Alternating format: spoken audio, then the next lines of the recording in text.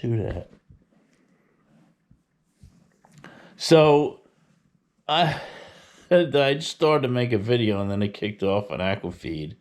And my good friend Bart Anderson asked me the other day, the last time we spoke, what kicking out on Aquafeed means or aquastatic lockout. And I told him, nope, what the hell's going on with this thing? Let me get this thing stable here. So he said, what does that mean?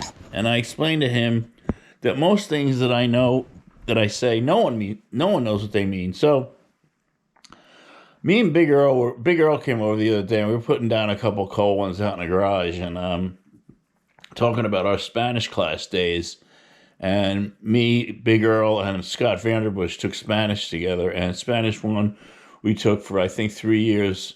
We took 9th, 10th, 11th grade of Spanish 1 because nobody could ever pass it. Plus, we all knew we weren't going to be speaking Spanish because we just knew it. So the teacher would give us a test. And so, vocabulary test. So, she'd say, write down the Spanish word for table. So we'd write down El Table. And then another one that I always thought was like, no me gusta el helado. I don't like ice cream. First of all, why they teach you that? You go to Spain, you're going to tell somebody in Spain you don't like ice cream? That's stupid. Why don't you say, like, I need something to eat, instead of this anyway. She'd hound this ultra vase. And me and Scott would look, what's she talking about, a vase? I don't know because she wasn't speaking English, and she thought, that's one of those people that think if you yell a foreign language at somebody that they'll understand. That only applies with English, all right?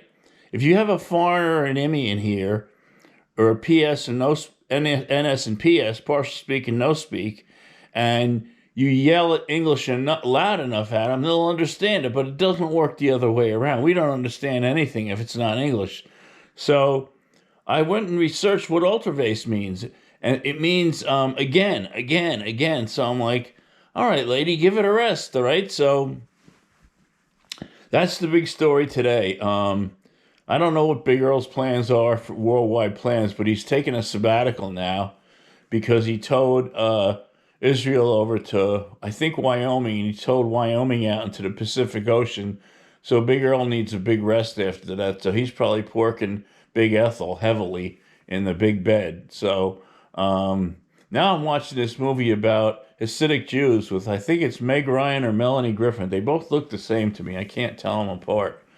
And it's funny as shit because that's another group of people. It's like Spanish. Nobody understands, halaya or havaya. Da, na, na, na, na, na, na. Nobody knows what that means, and all these traditions, it's the same as the Catholics. It goes back thousands of years. People, come into the modern world, all right? Forget all this shit that the Pope says or this guy says. Now the Pope's mad at, he said you could have same-sex unions, but the people in Africa are all bent out of shape about that. That's another thing. Who gives a shit what anybody in Africa thinks? So now he's getting all bent out of shape about anti-Semitation or what is it? Subliminal,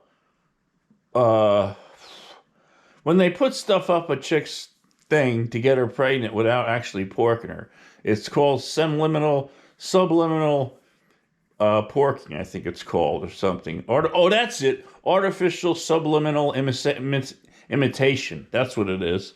So he's all bent out of shape about that. Get a life, dude. Take that fucking hat off and come into the modern world, all right? Get the hell out of the Vatican or whatever that place is he's over there living in. Because nobody knows what you're saying because it's in Latin. That's another thing. Why did I have church in Latin when I was a kid? Nobody understood that. Except when they got the Palamenes, when the priest couldn't get his car going, he'd go out in the morning, Palamene, golasse, shalom. And when he hit shalom, it would finally turn over and start. But I remember that. He'd be up there. I'm like, why is he even worry about a car? You can walk over from the building they lived in to the church. Why you drive over? That's ridiculous. So that's my 2 cents on the world today, folks. I hope you enjoyed this edition of Garage Talk Plaza. Oh, and this one guy, Pterodactyl, he fixes anything. This guy's videos are great. They're great. I love him. I'm going to start forwarding some of my videos to him, and maybe we could get in a joint venture together. And then also, I'm trying to work on a Rump parody song like, hey, huh, rump sucks, something like that. Ray Charles, what I say. So I'll get on that, but I need some musical accompaniment in the background. So Big Earl does play the ukulele, and he plays the ukulele, the zither, the lyre, and these other ones. What's the other one he plays? He's pretty good at it too, but he keeps breaking them because his hands are so big. His hands are like a foot wide. From pinky to this is like a foot wide on Big Girl. So he has the trouble playing those things. It's string instruments. He'd probably be better off with a brass instrument or a woodwind, something like that. But Earl's set in his ways, as we know. We all are. So we'll give Earl a hand. What's that other thing? I don't know. It's another musical instrument. Anyway, enjoy the video, folks. Subscribe and like.